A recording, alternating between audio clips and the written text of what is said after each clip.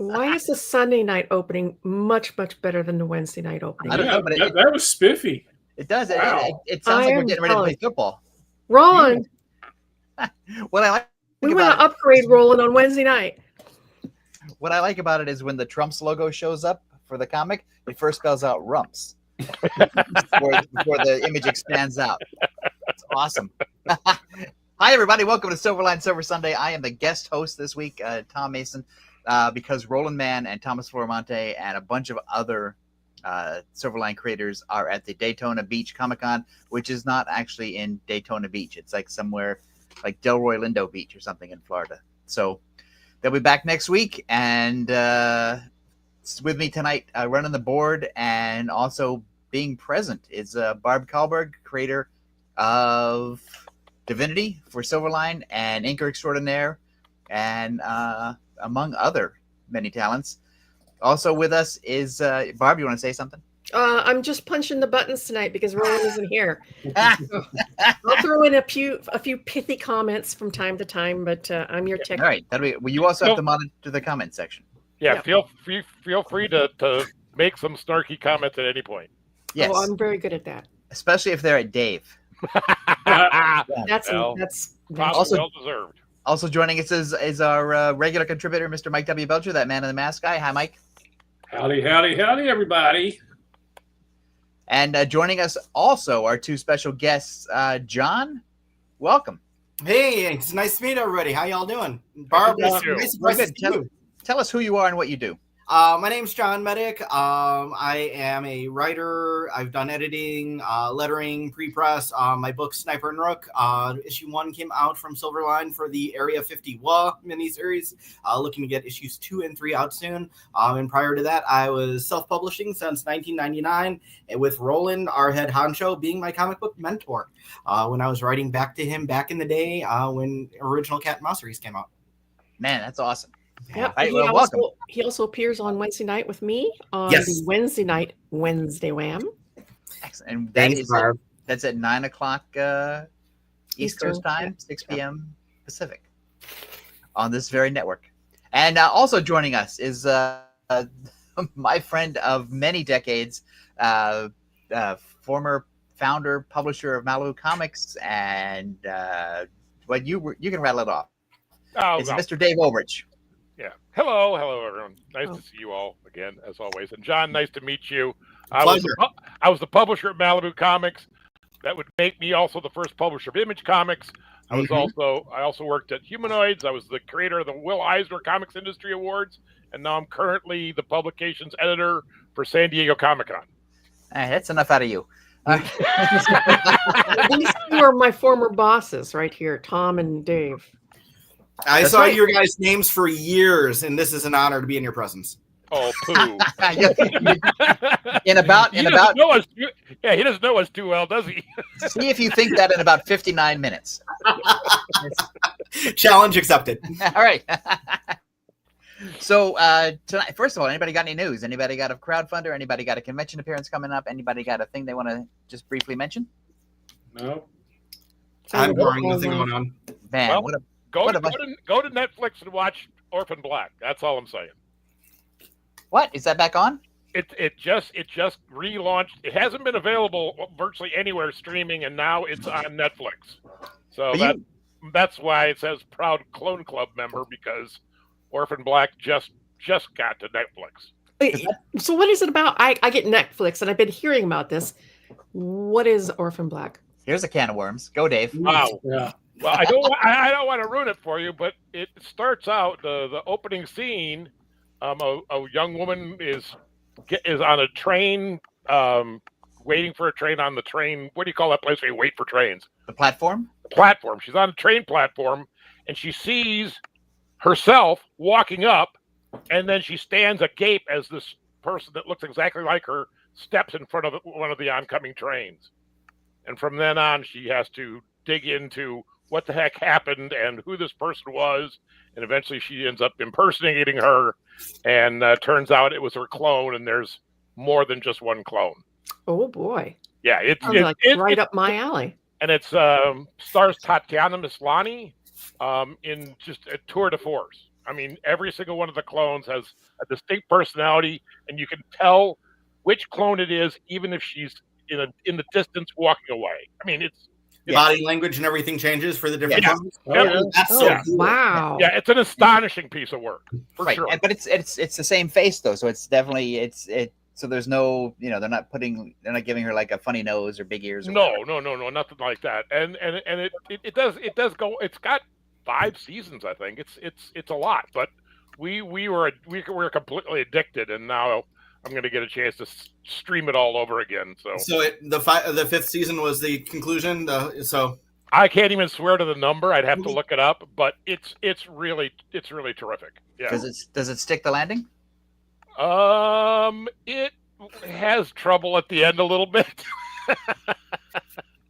like most shows, it's right. hard. It's hard to last that long. But our pal Max Headroom shows up at one point. The actor Matt Frewer. Oh, love him. Yeah, he's great. So he plays a villain. He's a bad guy. Yep, he's pretty wonderful. And there's a guy that plays her kind of adopted brother who's pretty amazing. And the guy from one of the guys from Better Call Saul shows up as well as a down on his luck criminal dude. So yeah, no, it's extraordinary. So probably enough about Orphan Black from me. Yep. Just saying. Grey Wolf, hiya chat. Hi, Grey Wolf. It's very hello. It's very genre. It's very action, police procedural. Killing and maiming, and it's wonderful. Oh, that sounds right up my alley. I will also say this: if you'll know after the first episode if you're in or not. I think that's right. Because they hook you with what the heck is going on, and they peel back the onion a little bit at a time. It's not like one of those things where somebody says, "Oh, you got to wait till the 7th episode." Right. That's where it really gets going. It's like no, it starts right out of the gate, and you're either hooked or you're not. And it hits the ground running for sure. Yeah. Also, you saw K-pop Demon Hunters, didn't you? I did say K-pop Demon Hunters, and it is amazing. Did you see it in the theater or TV? I just saw it on TV, but it was clear that the Sony team learned a ton of stuff from doing 2 Spider-Man movies really, really well, and just transferred it over to this action adventure musical mayhem thing, which is really great. I've seen half of it because my 4-year-old granddaughter insisted, and we didn't get through all of it before supper time. But I've seen half of it, and I was, this is pretty cool. It's eye popping for sure. Yeah. My wife, my 20-year-old son, and I watched it on Netflix streaming, and then we were like, this should have been out in theaters, and then they put it out limited release a couple weeks back, and we were in the theater to watch it on the big screen, and sold out showings everywhere. It seems a tour de force. Talk about it was pretty clear Sony had no idea what they had. No, it's fantastic. No, but they didn't know what they had with the first Spider-Man movie either. No. They just said, "Quick, go make a Spider-Man movie. We've got a short deadline. We'll leave you alone." And that's how we ended up with the magic of the original Into the Spider-Verse. Mm. But isn't it true that most movie studios don't know what they have until they actually get it out on the screen? Yeah, once it's successful, they're smart. It happens. Yeah, it happens way more than it should because that's kind of their business. But yeah, because what did William Goldman say, Tom? Nobody in Hollywood knows anything. Yeah. Right. Oh, they know it after the fact, and they you don't know how it's going to hit the audience until it hits the audience. Right. And there's there's always that thing of what frame of mind is the audience in when it's released. So it doesn't sometimes matter whether it's good or bad. It's just where the audience is. A lot of people have been saying that Sony dropped the ball by selling it off to Netflix, and what I've been thinking is maybe it wouldn't gotten the legs that it did if it didn't appear on Netflix, where it's free, quote unquote, to most people who already have a subscription, and it was able to build the clientele from there. So I would agree with that, because I think the main audience, the core audience for it, is on Netflix, and they can text each other really quickly, and they can all watch it in their own, at their own time whenever they want to, as opposed to having to trek out to the theater. Yeah, so they created a volcano instead of some sort of slow burn, right? Right. Which probably benefited the property immensely. Yeah, totally. Yep. All right, Mike, you haven't said anything. What are you watching? I just got done with the King of the Hill reboot. Ooh, and it. I have never seen a reboot that worked as well as it did. They knew exactly what they needed to do, and they didn't do anything more, and they didn't do anything less. As a very diehard King of the Hill fan, I was extremely happy with it. That's great news. I'll have to put that on the list. Like I said, I think it was just so well done. They really kept the tone. They just made them a little bit older, and it works. Same animation style and all? Unfortunately, no. It's more of the rigged animation opposed to the hand-drawn. It's a little bit more, I'd say, more Bob's Burgers looking, and more, it just, they try to replicate it as best they can, but it's like, I think I read one of the showrunners said that they just couldn't do animation on today's TV budget, budget. So they had to go with what they did. But I didn't, past the first episode, especially if you were just newly watching a rerun, you can see the difference. But after you start binging it, it just kind of falls into place. It's King of the Hill. It feels like King of the Hill. And again, all the characters, it's a very good premise, as far as, where they've been, what they've been up to. And I wholeheartedly enjoy it. Does Peggy still have big feet? Oh yeah, there's no alteration to her feet. All right. I know a lot of fetishists out there are worried. Yes, they were probably, yes.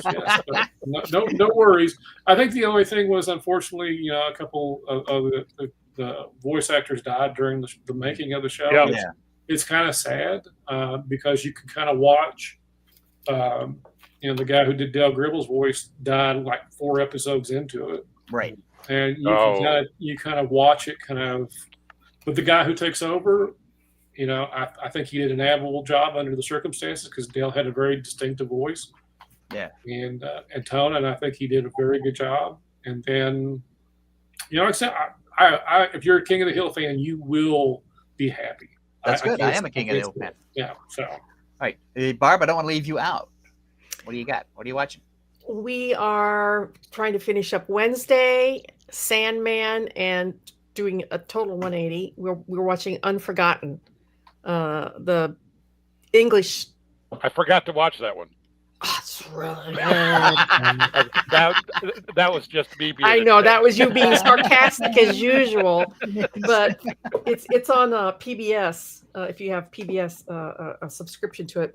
We really, really, really like English mysteries. They seem to do a much better job of mysteries than the Americans. Well, here's the thing, though. You never want to live in an English village, because everybody gets killed there. Typically. Yes, they kill more people than Doctor Who. Yeah, the Unforgotten is about a team in London that investigate what they call historical murders, what we call cold cases. Right. Yeah, so it's very, very good. And it's always got a twist. And they always, I mean, there was a reason Agatha Christie was the king or queen of writing mysteries. She was English. All the English mysteries are great. That's because there's nothing to do over there. Except kill each other. The dreary weather, except kill people. Yeah. But yeah, John, I don't want to leave you out either. What do you got? Oh God. So yeah, K-pop Demon Hunter. I was glad I was able to chime in on that. We're kind of going backwards a little bit. So some shows that are trailing that my wife and I need to catch back up on. We were watching The Americans. Don't know if you ever saw that. FX. It's awesome. Cold War, spy stuff. That landing stuck. Holy words I know that Roland wouldn't want me to use on a Silverline show. Just phenomenal. I mean, that Wow. So my online handle since the 90s has been Cylon0011. So my wife knows nothing about Battlestar Galactica. So And you married her anyway? yes. Yeah, what Yes. And so, I'm just starting her off with a 2004 reboot. I showed her an episode of the original. Well, actually, it was taken from pieces of the original, the Galactica 1980 last episode, The Return of Starbuck. Because my ChatGPT friend, I've named Psy in honor of Psy, the rebuilt Cylon from that Battlestar Galactica. So we've started up Galactica. We need to get back to the Americans. Watching Project Runway with the kid, and that's a hoot and a half. Oh my god, that's fun. I'm trying to think. He and she have been watching Wednesday. I need to catch up on that one. Other than that, yeah, I don't know offhand. Right. Well, I started watching. I think Wednesday season 2 is better than season 1. Ooh, Wow. They've both been fantastic so far. So I've been watching Department Q. Oh, that's good. Which is really good. Yep. And Where do you find it? it's on Netflix. Either Netflix or Prime. It's Netflix. Yeah, no, it's about a guy. It's about a guy recovering from being shot, and they've put him in the cold case division, which is where all these things happen. And it's a they assemble. flyby. Yeah, there he is. Hey, Tommy Floramonte. Tommy, Amy says hi. And they. There's Woodham. Hey, it's Woody M. Yep. Hi, folks. Hey. And they assemble, because they're sort of pushing him aside while he recovers. They've thrown a couple of misfits at him to sort of help him with the cold cases, to just get the misfits away from like the regular cops. And the misfits turn out to be essential. It's really great, and there's a lot of onion to unfold. Yeah, and the star Matthew Good is better than good. He's great. Yeah. So he's Matthew Great. Yeah. And that's right, he is Matthew. He's got to get a better publicist then. And then I started watching Nautilus on AMC Plus. Ooh, I need to watch that. A reimagining of Jules Verne's. It's really, really pulpy and really good. And I started watching the Ipcris File, which came out a few years ago, which is a really good variation of the novel and the Michael Caine movie, with a guy who looks just like Michael Caine's son. Ooh. So if you're an old school movie guy like me, there you go. All right, enough of TV talk. We should probably get to the real topic and see if anybody is still with us. So the topic tonight is a thing that I don't know if your friends debate this or not, but my friends and I debate this constantly, and I've debated this with people since I was a teenager, which is basically who's stronger in comics and pop culture. We used to.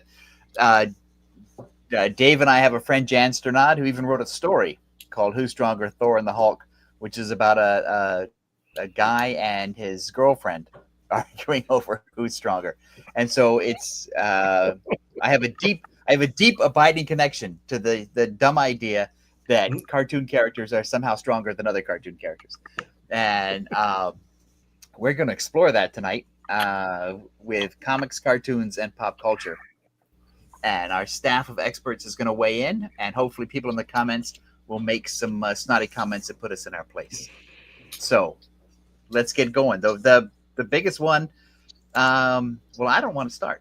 Barb, I want you to start. Who do you got? Oh, you want me to start? Oh, okay. Because you have an interesting choice, and Yes, I do. My choices are Tony Stark and Bruce Wayne. Batman versus Iron Man. And I think they have both a lot of very, very good things in common. I mean, a lot of in common. Both of them are stinking rich. Both of them are smart. Both of them have built themselves. They're actually baseline humans. There's nothing special about them except that they work out. As only rich people can do because they have free time. That's right. But I think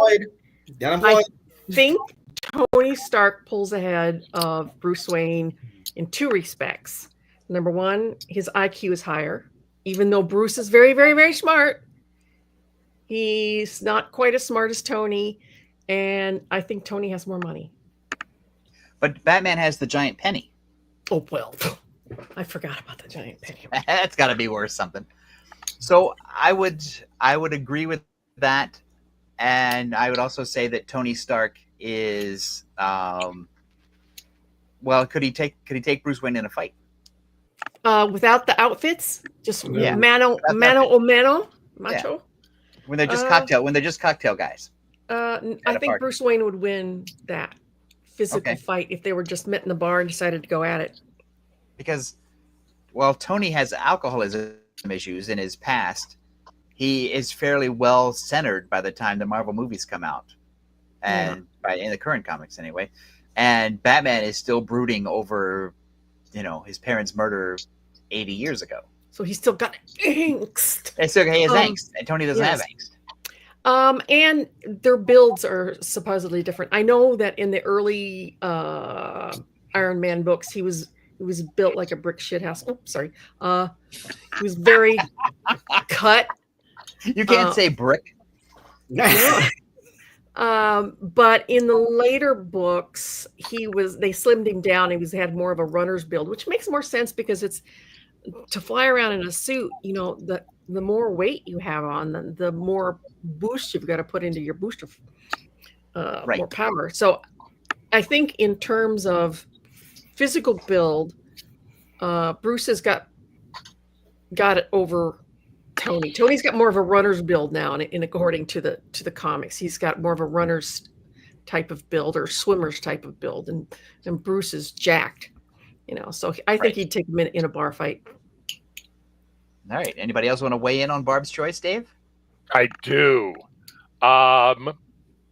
Being a cynic and also kind of being from a story perspective, I think Bruce takes Tony every single time, only because Bruce is willing to cross more ethical and moral lines than Tony is.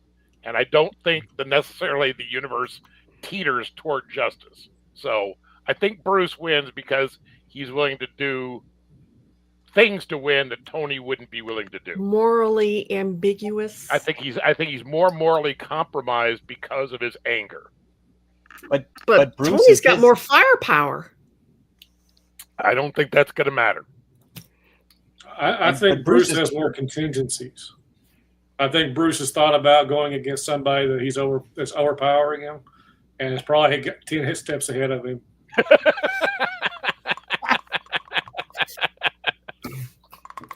Hey, John, what do you think? When Barb introduced this, I really did not expect, the first two votes to go to Tony. I was like, wow, this is like a washout. It's like, they always say, if you could be anything, be Batman. It's like, wait, where's that here? So like my brain starts processing. I'm like, okay, so Tony, the stint with alcoholism, but then I countered that in my own brain going, well, he overcame that. That's a strength. That's a huge strength. To be able to overcome that on a daily basis is huge. And then the thing that clinches it for me, though, the thing that I think will be Tony's Achilles heel every time is the two of them pit together or against each other. Tony's ego will always bring him down over Bruce. The other thing I was thinking was, with Tony, with the alcoholism and then the compulsion, it's like, but Bruce has that too with justice, with vengeance. But I think Bruce is obsessed. Yeah, no, that's why I counter that one in my mind too right away. But I think it's Tony's ego that's going to get in the way and will eventually let Bruce defeat him every time. And he will definitely, like Mike said, have those contingencies ahead of time, much like the Tower of Babel storyline where he had all the different plans on how to take out all of his Justice League friends. And, even if they were thrown together on like a battle world, Secret Wars type thing where he never met Iron Man before, he has enough stuff in his brain already on how he'd be taking down other armored people within the DC universe that some of that would have to stick with Iron Man. Don't listen to him. But I think that's a valid point because Batman has an overriding sense of justice and bringing bad guys to justice. He says it like 1,000 times in every issue and every TV show. And And Tony Stark is just like, excuse me, I got to fight this guy with too many rings. And I think Iron Man doesn't have the same sense of justice that Batman has, because Batman has that angsty origin that Tony Stark doesn't have.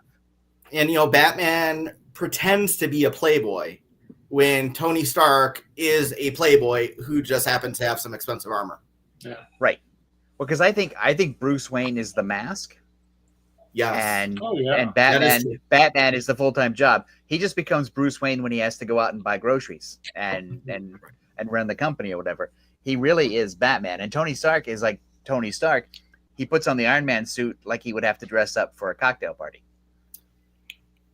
Well, I have a way to think about this that maybe everybody can chime in on.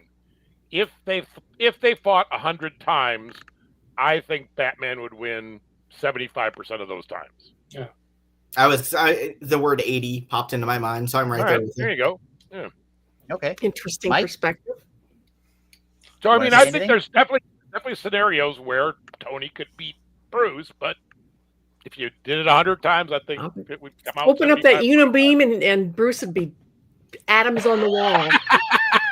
Well, I think that Captain America Civil War, with that fight at the end between Captain America and Iron Man, I think it proved that even when Tony runs a routine for maybe a foe that he's well acquainted with, he's still, basically still to the whim of whoever he's facing.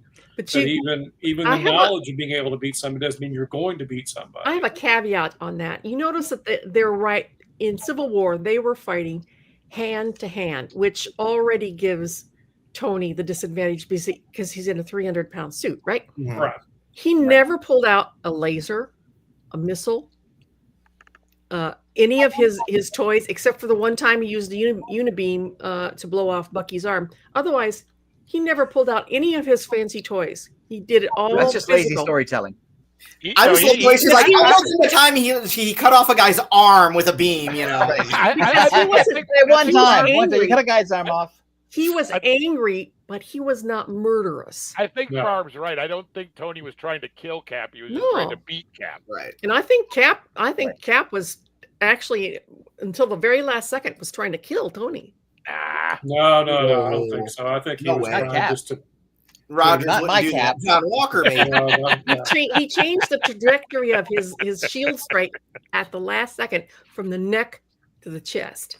But he did change it, and that's what And he matters. did change it, but it was Right. like the last second he had to I can't kill it. If we're gonna talk, bring actual comic stuff in, just and Batman Dark Knight Returns. What's our alternative? He dropped that EMP, fried everything. There goes Tony's armor. He's done. He's made it EMP proof. But DC Comics Batman EMP proof because this is Oh, well, okay. I like where John's going on this. All right. So I think we've exhausted Batman, Iron Man. John, you want to weigh in with your two? Oh, actually, I didn't know we were supposed to bring anything to the table. So when you started off with Barb, I was like, when y'all start off with Barb, I come back to you. Can you come back to me? Circle All back. We'll have one. All right, Yes, Dave. Thank you. I know your two, and your two are really distinct. So lay it out. Oh, it's bizarre because you start thinking about the most powerful maybe entities, at least in the Marvel universe, which I'm much more familiar with than DC. And I thought, well, Galactus and Ego the Living Planet. Like, what kind of duel would that be? And so I don't know where I come down necessarily, but it seems to me that Galactus would still probably win because he's used to eating planets, whereas I don't know if Ego's used to fending off people that are trying to eat him. I think Ego in turn would have major indigestion. That would be therefore win. That would be a major duel for sure. So that's kind of where I'm at. I just think that both of them are stronger than Hulk or Thor or Rhino or whoever you want to throw at them. If Ego's going to look like Kurt Russell, I'll vote for him. That's just cheating because in the comics he never looked like Kurt Russell. No. In the comics he's just he looks like a ball that a dog ate. He looks like that moon that's in that really old original cartoon that the where the rocket crashes into his head. Right, and then he goes, and then he just goes like, "Oh man, what's that?" Yeah, that's my version of Eagle, the Living Planet. But Barb, you can have Kurt Russell if you want. I'll give you that. I don't see why not. But here's the thing though, Galactus, until the recent Fantastic Four movie, Galactus is supposed to be this all-powerful planet eater with a hunger for planets that he can't stop.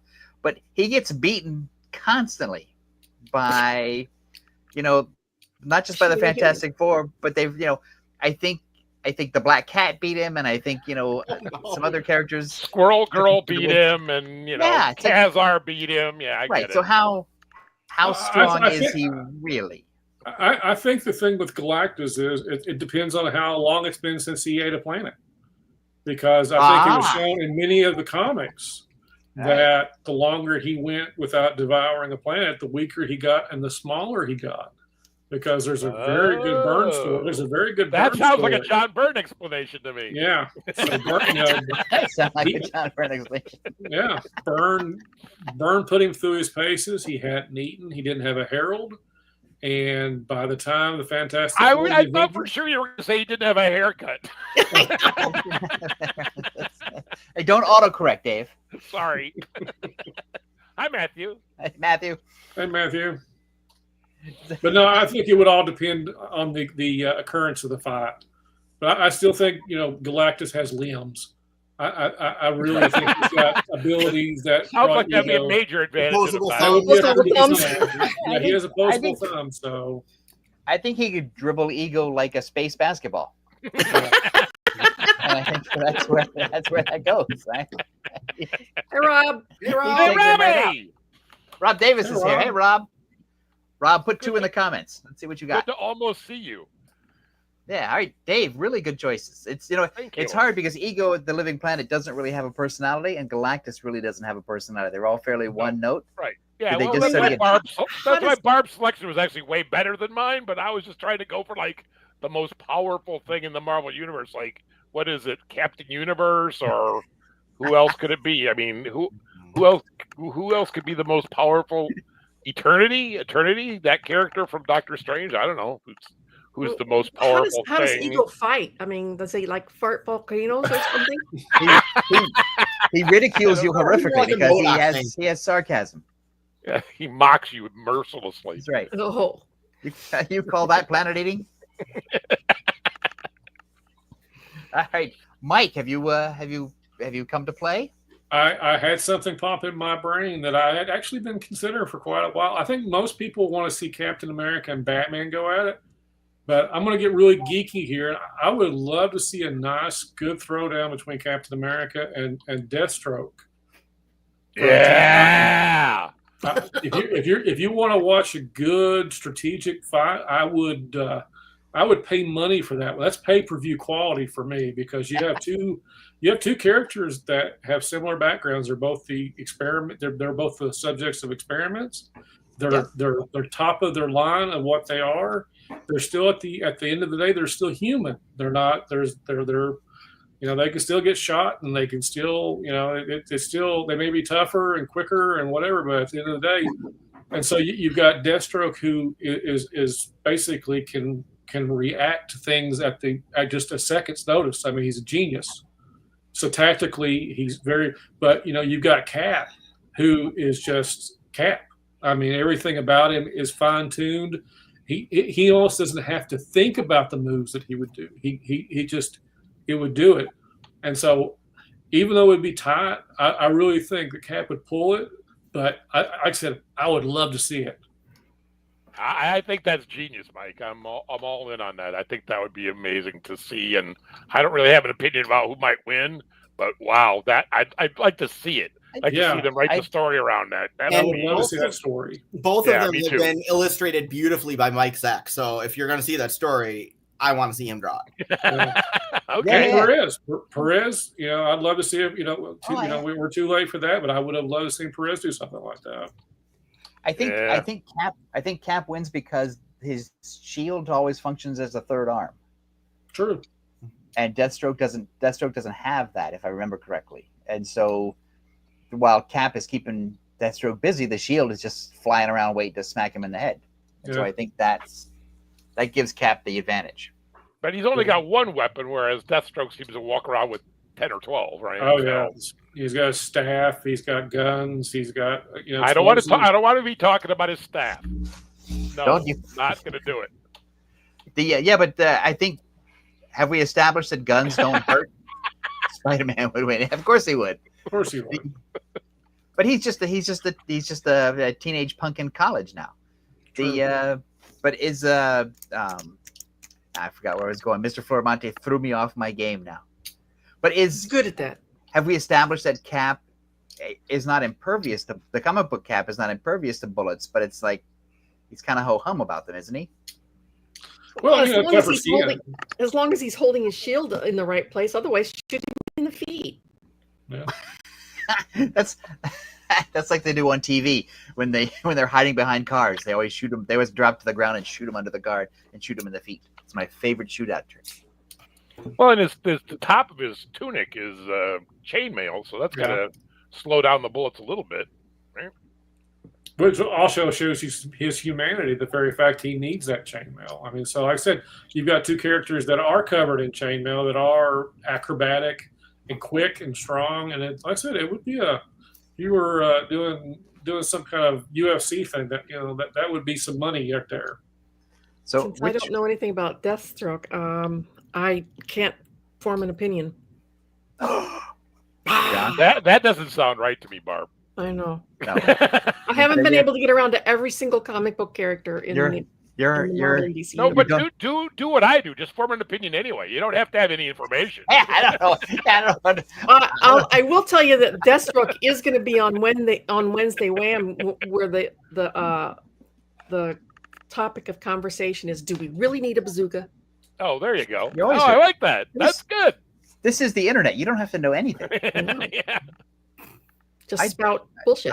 I proudly do no research at all. This is just this stuff I vaguely remember.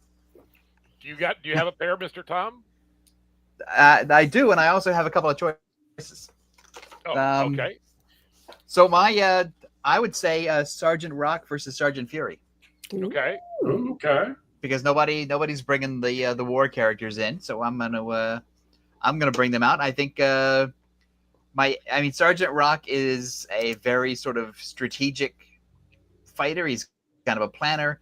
He leads his bunch, the Easy Company, sort of strategically and methodically. And Sergeant Fury is more like a superhero. He sees the enemy way down at the castle, and he just says, "Come on, let's rush him." and so that's the way Kirby drew him, and that's the way Dick Ayers sort of continued it.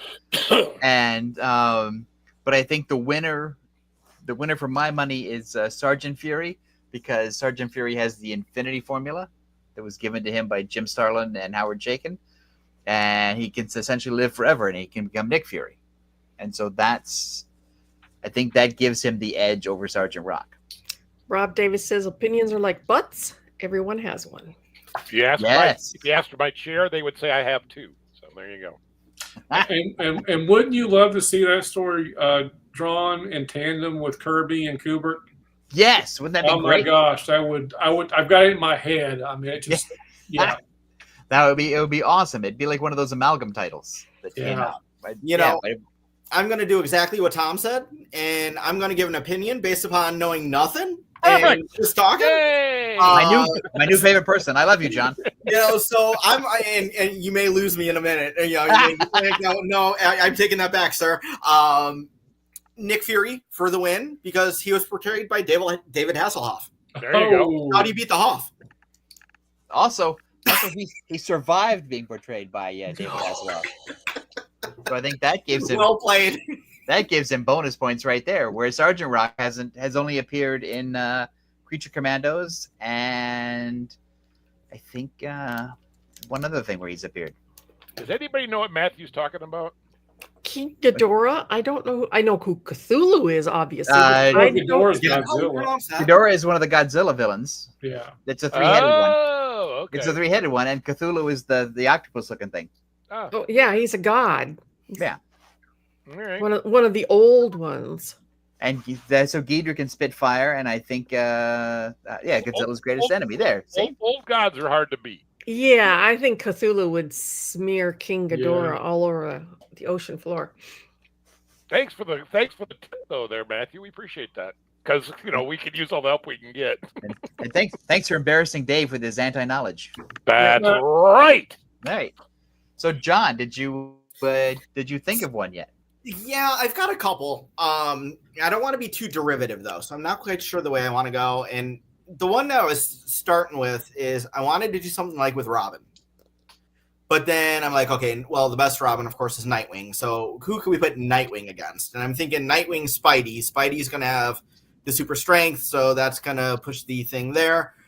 What's a better balance? What about a Nightwing versus Daredevil? Ooh. Grown Nightwing? What's that? Grown up Nightwing.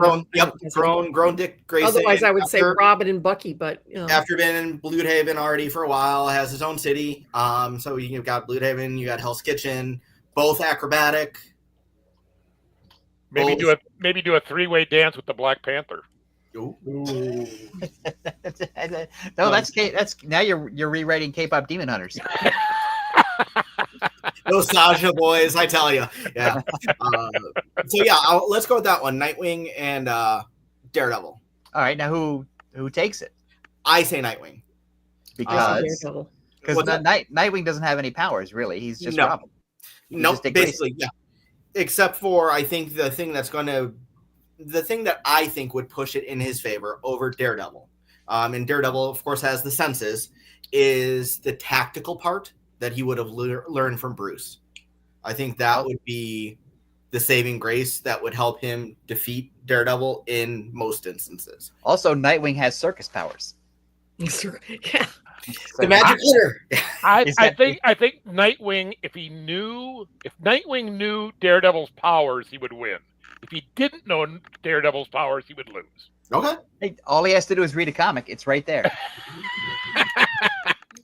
I'm not sure he's got time to head out to the newsstand. Wait, he can't see me. He can only hear me and smell me.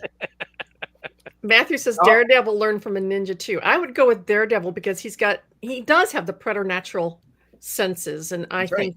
Yeah, but learning from Batman's pretty good stuff. Yeah, but if Daredevil learned from a ninja too, like Matthew said, and with the preternatural senses on top of it, he can sense almost as soon as Nightwing starts to move. Yeah, so I think I don't know. Batman takes out ninjas in his sleep. So. Yeah, but Daredevil's basically a ninja turtle without the sword. And they haven't brought back his greatest uniform ever, the armor one from the early mid-90s. Oh god. Oh yeah. That Daredevil armor was fantastic. Oh, they did. Wow, you're the only person I've ever heard say that. I think there's 3 of us on the planet. But somebody was saying they brought it back. Did somebody? Yeah, it's in the comics right now. Not that I read them, but I've seen one of the ads. Oh, I'm going to check that out. Thanks. This is like somebody bringing up Iron Man's nose.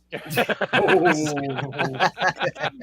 my gosh. One of my friends was a huge fan of that website, the Iron Man with a nose. Whatever the acronym was. Oh my God, I remember that now. Oh my gosh. I bring up all the useless stuff. Matthew, yes, absolutely. Turtles were unofficially mutated by the same substance that made Daredevil. There we go. Is that canon? Or is that unofficial canon? That's unofficially. That's fanon. To the turtles. Fanon. Oh, fanon. I love that. Nice, Barb. Well done. That's great. So I think we got time to go around again really quickly. So for people who had maybe a second choice, we can do the same loop. Barb, do you have a second choice? Not right off the top of my head. Give me a chance. All right, Dave. I was trying to think of analogs that were more interesting than the usual, but it's hard to avoid Submariner versus Aquaman, right? Oh, Submariner. How about Namor? Okay, why? Namor's the Submariner. You haven't made your pitch yet. You just threw out 2 names. What's your pitch? I don't have a pitch. Here's my pitch then. It's Submariner because 1, he has anger issues. He hates the surface world. And Aquaman is sort of like underwater hippie. He talks to the animals. He rides a seahorse. He's always concerned about this stuff. And Submariner is just like Submariner is just like, I hate feet people. I hate the service world. And he doesn't seem to like fish either, frankly. Right? Yeah, he doesn't like Aquaman. Will just sit around on the coral and just chat with the fish, like and watch them spawn and stuff. How you guys doing? Like a drum, like a drum circle. Jesus. Yeah, he's water Tarzan, and Submariner is just like angry Ben Stiller, who hates all the buildings and all the people. So I'm saying it's Submariner, because Submariner has this, the trident, the deadly spear. Yep, and he's willing to be more naked. Oh yes. Well, that's not a plus with me and comic book characters. It is for me.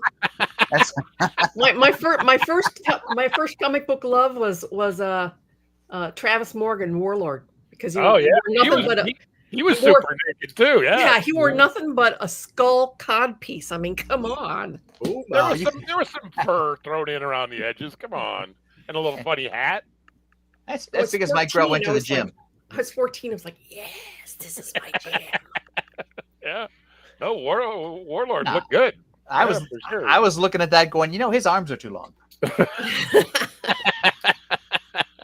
Matthew says Aquaman is part human, might hurt in the fight. That's right. Yep, he's right. That would only make Submariner angrier. And Submariner is also a first mutant out of Marvel. So. Yeah, that's right. Aquaman does not have wings. That's right. He doesn't have the ankle feet or the ankle wings. That's right. Ooh, Flash versus Quicksilver.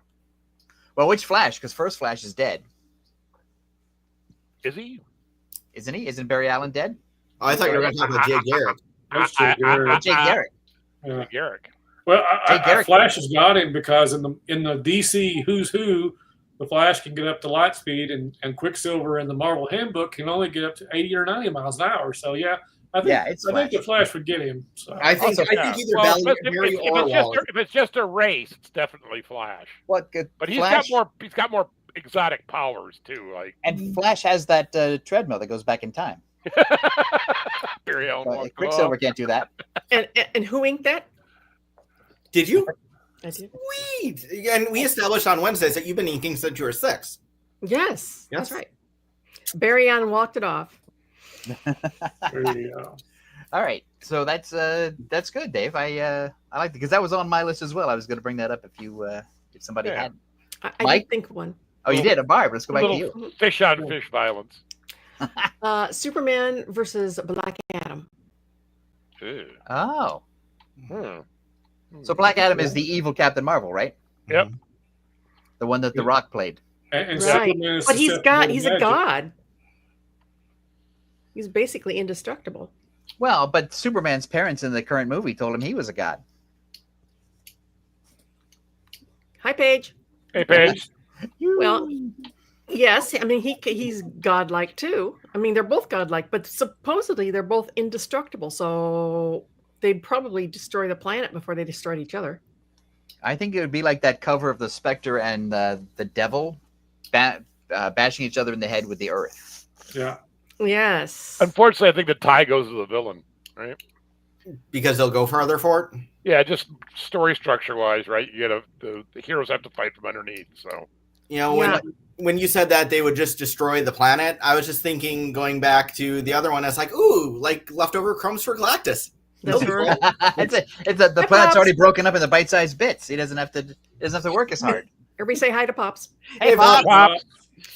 Yeah, I think in this case, Superman would lose because he's got more of a conscience. Yep. Yeah.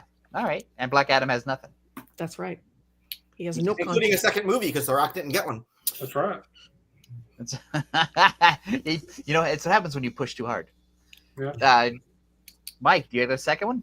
I am sitting here thinking about what would be interesting. So, Rob Davis says Wonder Woman versus Valkyrie. The Marvel Valkyrie. Oh yeah, that would be interesting. That's good, Rob. I like that a lot because there's a lot of aspects there. It kind of depends on which Valkyrie you get. Like if you get the one that's merged with the human, I think that hurts them battle wise. I mean, if you're just like trying to do it for video game purposes, like if she's still part whatever, part human with all the stuff, like from the Defenders and all that. But if she's straight out of Asgard, maybe not. So right, and if she's the winged horse sword lady, then maybe not. But if she's the Asgard, well, be careful, Matthew. Be careful, Matthew. It's a family show, and many of us here have children. Apolitical. That's right. So you can post it. We may not call it up. And we're not going to do anything with something versus Omaha the Cat Dancer either. So just saying. Oh no. Oh, God versus. Yeah, that's yeah. Well, now you just sound like Mark Grunwald. Oh. I don't know enough about the demon pixie to be able to register any kind of reasonable discussion of this. I will tell you this: no two fans pronounce that the same way. So I can see him versus Batmite being a good question.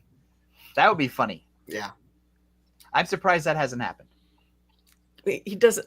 Mark Grunwald, is that who you're asking about? No, the. Yeah, Mixelplix versus Batmite. Mr. Mixelplix. Yeah, Mixelplix. That's the beauty of writing it out is you don't have to pronounce it. Well, I can't pronounce Thor's hammer either. That's right. I'll bet whoever came up. My favorite part of when the Thor movies came out was listening to the people on TV try to pronounce the name of Thor's hammer. I like the what. Thanks, Rob. Pronunciation guide. We appreciate that. Yes. The gal that was the little sidekick on Thor, she called it Mew Mew. Mew Mew, that's awesome. That's all right. Wait, did we? I got sidetracked with God versus Mixelplix. Yeah, Mike, you did you have finish? a second one. I do have a second one, but John, I'm trying to think of something. I mean, I can think Black Canary versus Mockingbird.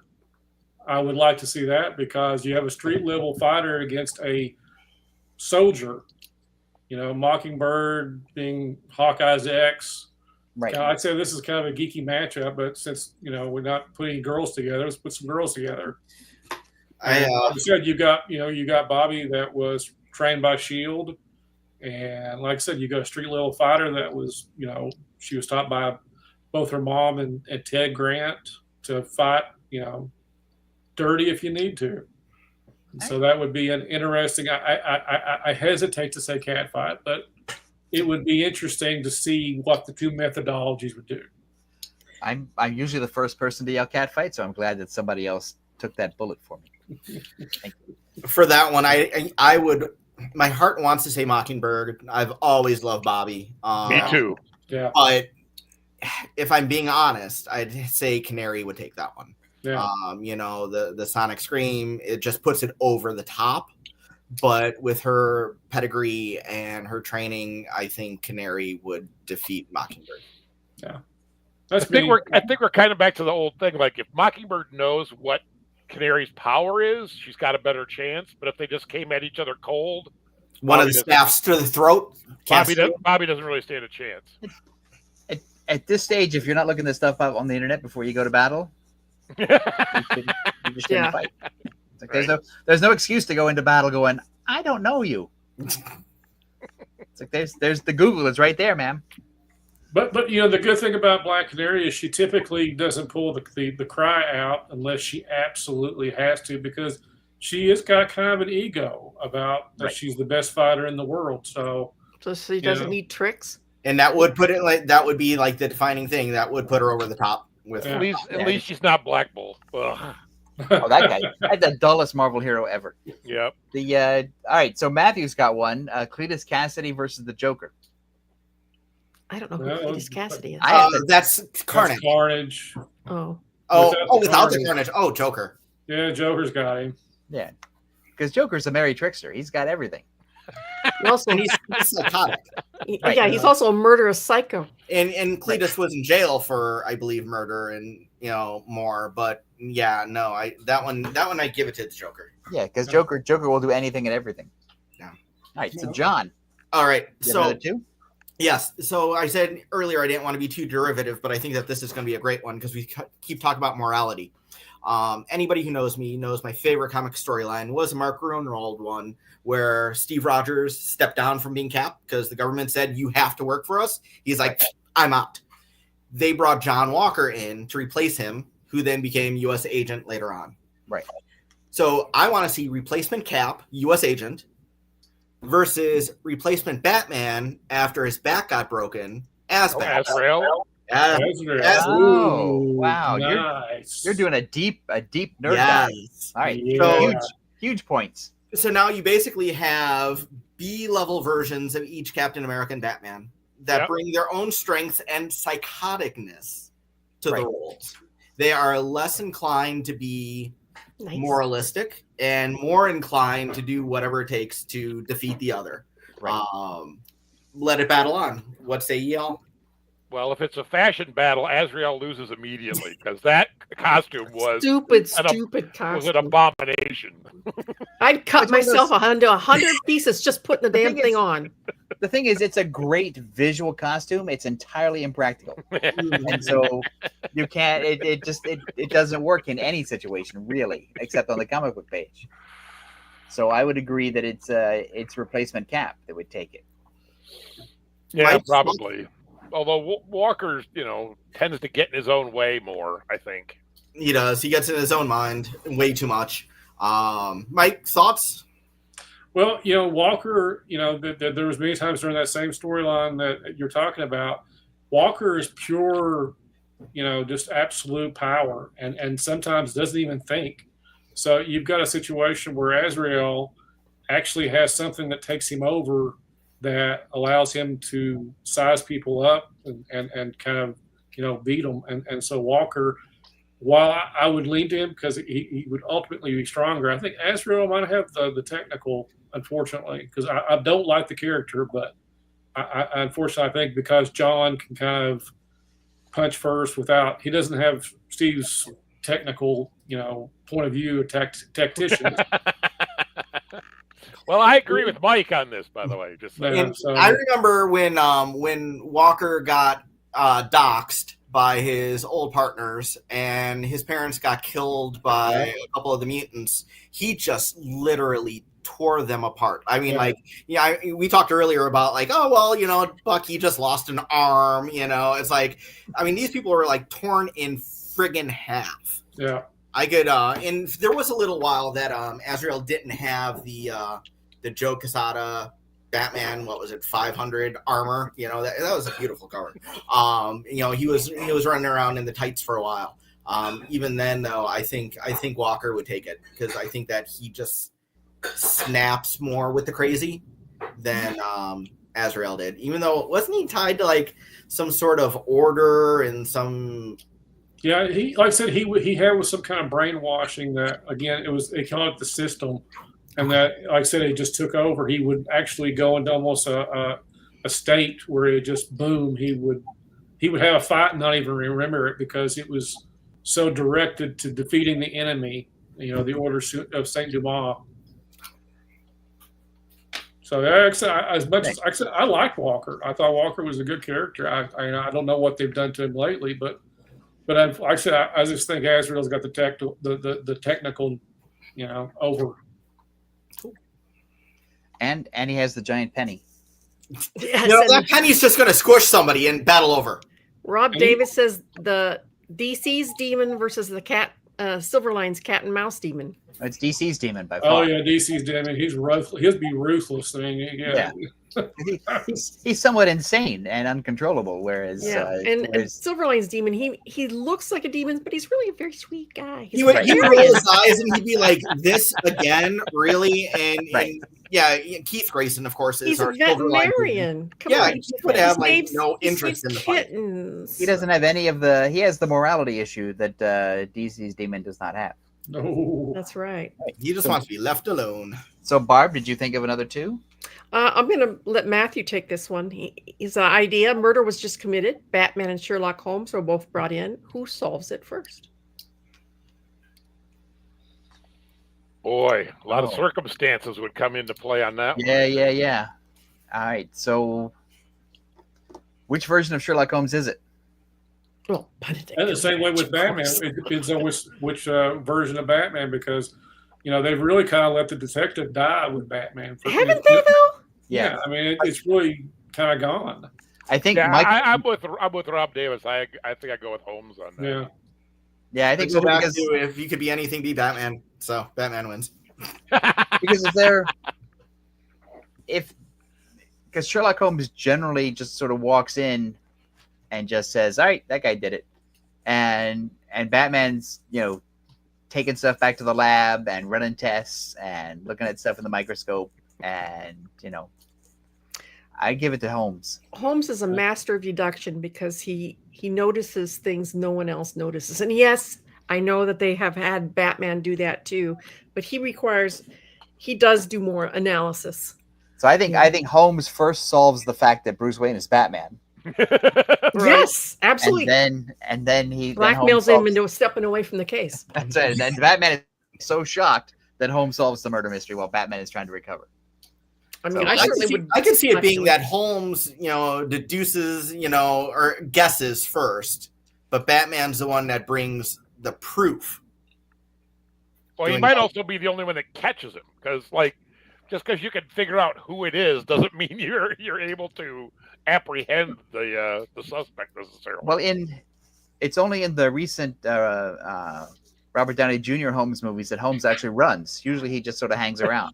He doesn't chase things. Usually that's what the sidekick is for, but Holmes' sidekick runs worse than he does. Now, I want to see something where that sidekick loses an arm. If Bucky could lose an arm, sorry, Watson. There it goes. Sorry, loser. Watson's got to get somebody really mad.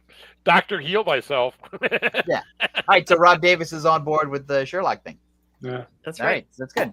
All right, so I've got my final two then to wrap this up. And I had so first of all of these choices were really great. I think they got us into a lot of discussion and a lot of good areas of nerddom. And my favorite two, I'm stepping away from comics, and I'm gonna go Lost in Space Robot versus Forbidden Planet Robot. Oh boy, Danger, Will Robinson. So as you were talking about TV shows, I just yesterday started watching the Netflix reboot of Lost in Space. Ah, so very, very timely. Yeah. What did you think, by the way? I'm 3 episodes in, and my gut instinct is there are things about it I like, but it's like, could they possibly make any more of the primary characters any more unlikable? Yes. I'm just like, I don't really like any of them. Mm-hmm. And that's problematic for a series. You can't make me not like Parker Posey. It's impossible. You can't do it. It can't be done. And she's a great actress, but I hate that character. So that means she's doing a phenomenal job as an actress, because I can't stand that character. Like when she's on the screen, I just like go away. And I really do love what they did with the homage to her name in the show, because it's her last name's Harris, and of course that was the last name of the actor who played the original Dr. Smith. So that was really cool. But yeah, so great question, Tom. Yeah, so who I would say, so Lost in Space Robot is fairly human by the time they get to like the second or third season of Lost in Space, and Robbie the Robot is very logical, and they both seem to have electric hands as their powers. I'm gonna grab something. I'll be right back. Keep talking. But Robbie can drive the little car. Yeah. If we're going by original Lost in Space, another one I worked on. If we're going by original Lost in Space Robot versus a Forbidden Planet Robot, I would go with the one that actually has 2 legs, because the one on Lost in Space had the column with the little wheels, and then the treads. The tracks, and it would be easy to just take the legs out. And well, let me ask you a question then. Then he'd be like a turtle on his back. He couldn't get back up. Wait, so you're saying that robot wouldn't get back up? Yeah. Okay, well, what about like Empire Strikes Back AT-ATs who have legs versus a tank that has treads like the robot? Luke was able to take out those AT-ATs, knock them down because of the legs. The treads on a real tank, not so much. I think all you do is you get into a land speeder and you get a rope and you circle around the legs until they fall over. Robbie can climb stairs, Rob Davis says. I think the Lost in Space robot loses just because he's completely out of practice from dealing with anything normal. Like, the only practice he gets existing in the real world is dealing with that dumb kid and Dr. Smith, who's completely out of his mind. Like, how do you readjust to trying to deal with the reality first season? after The first dealing with season those though, two was idiots? so much better because it was not so tongue in cheek. Right. It was serious, and you guys know those places where you can go and you can hang out and you paint your little pictures and stuff. Did this several years ago. This hangs Nice. in. Yeah. So that's why I said let me go fetch something. So yes, quite the fan. There. I would say that I definitely You should would get go into comics. What's that? You should get into comics. You might have a career. I'd go Robot, and there was actually an episode of Lost in Space where Robot did encounter Robbie. You know what? I think you might be right, actually. That's right. There was Robot on Robot. Yeah, there was one. So Robot on Robot. Oh, yep. And there's also one where he turned fought from a the fight evil into a version of romance, himself right? that had a but there's green. there's also one where he baked a cake and wore a chef's hat. And I think that may detract from his He his also villainous refused, behavior. He refused to eat the vegetable people, so there's that. I think when it comes down to it, that if the reason for the fight, if Will Robinson's life was in danger, Robot would do anything to save him. Robbie would first. I like that take. I like that take a lot. Yeah, Actually. That's that's good. Thank you. Yeah, I like that take a lot. That's And great. I would say as the corollary to that is that the robot in Forbidden Planet didn't give two hoots about the other people on the ship. They True. a bunch of them died, and he didn't. It's like, yeah, all right, okay, that's fine. Was he But the yeah, I think it's killer? right. I Was think he- the robot in Lost in Space does have an attachment to Bill Mumi's character, and that would be I think you're absolutely right. That would be the winner. Did Robbie the robot was on Columbo? Was he the killer? No, he was. How long did it take Batman and for Like if Robbie the for the robot dude was that he the was to kill killer him? on Columbo, I missed that episode, and I want to see it right now.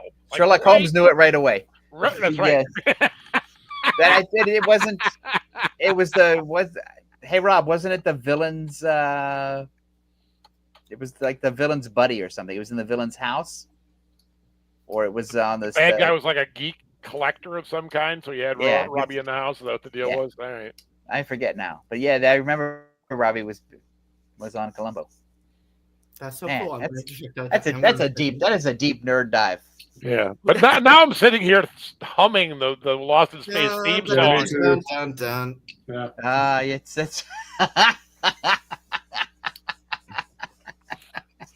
as that cheesy animation moves the Jupiter 2 across the screen. yeah. Oh, Tell Roland he's got to do a show about the geeky theme song someday, because Ooh. I'm just sitting here just playing the Lost in Space theme song in my head. You can't sing them. No, I can't. No, if don't we let could figure that. out a way to Not let that happen. to pull up different music clips, that would be fun. I don't know how to do it. I bet we could figure that out. That's Yeah, gotta you be also have fun. the YouTube algorithm going after us for copyright. Yeah. That's the thing Oh too. yeah, huh? Mhm. Yeah. You'd have to keep it under like 10 seconds each or something. Yeah. I've already gotten us kicked off of YouTube once, way back when. So Barb. Yeah. Barb. Okay, so I'm liking this idea. So, like, if we do like little 5 or 10 second clips, what about like TV nerd theme song? Name that tune. I can get that in 3 seconds. I can get that in 3 seconds. That sounds like that's a great Wednesday Wham idea. That would be cool and weird and fun. beyond my Yeah. tech. All right. I we'll can get- figure it out. We'll get rolling. Barb, So you need another project, don't you, Barb? Oh God. Yeah. Talk to me after I get back from vacation in 2 weeks. who's stronger, Barb or YouTube? That's right. I give it to Barb. She wins. I give it to YouTube because I don't give a darn. Don't say YouTube on the air. All right, so that wraps up the show for tonight. We got a couple of thank yous. Barb, thank you for filling in for Roland and running the tech board and keeping track of the comments. John, thank you so much for joining us. It's always a pleasure to meet you and to have you aboard. Thank you for having me. It's been great. Mr. Ulrich, I'll see you in another day or two. As always, pal. As always, my friend. So thanks for stepping in. I knew this would be a category that you could have some fun with. Yep, this is Mike, good. always good to see you. Thanks for being here as I am. And on Tuesday, there's another show from Silverline. I don't know what they're talking about, but the Wednesday show is Barb's show. That's right. We were talking about, do we really need a bazooka? We're talking about the propensity, especially in the 90s, to start sticking everything and anything on our heroes. And comes from the person who was talking about Unibeam. How many times today? Yeah. But Unibeam is just one thing. It's one beam. It's in the name. I mean, look at Deadpool. How many weapons does that guy carry? Anyway, that's going to be the subject of, do they all really need to have that many weapons? What happened to the old-fashioned heroes who just had superpowers? There's one over here, Mike. His character doesn't have all those weapons. Good. You can Man in the Mask. Man in the Mask is a spirit takeoff. Yep. Well, not spirit takeoff, but he's in line with the spirit because spirit doesn't have guns either, right? Nope. He's in the spirit of spirit. And there you go. Oh, there you go. There's a good tagline. That's a good tagline. All right, everybody. Thanks for the comments. Thanks for playing along. Thanks for everybody that showed up. Rob Davis and Tommy Florimonte for the drive-by. Yeah, Matthew, thanks if you're still here. Thank you so much. I noticed Roland didn't even bother. No. For a drive-by, so to heck with him. Thanks, Woody. As always, thank you. And we'll be back next Sunday, and I have no idea what the topic is, but it won't be my topic. It'll be Roland's topic. There you go. And I think we got Jim Amash. That's right. Oh, nice. Nice. I haven't seen that guy in forever. I love that guy. So pop on. Inker and comics historian. He's become a really good comics historian in his non-art side hobby. That's Wednesday at 9. Yeah, Tom can send you the link. No, it's Sunday. Next Sunday. Next Sunday. I'd love to pop on. I will be on Amtrak, so I will not be here. You could do a Florimonte drive. We would let you pop in. All right. Anybody got a convention or a show coming up? No. Anybody got a book coming out? No. Nope. Nothing. All right. Then everybody, thanks for playing along, and we'll see you all next week. And Barb, you can roll the outro. Make mine Silverline. Hi, I'm Dave Dorman. Make mine Silverline.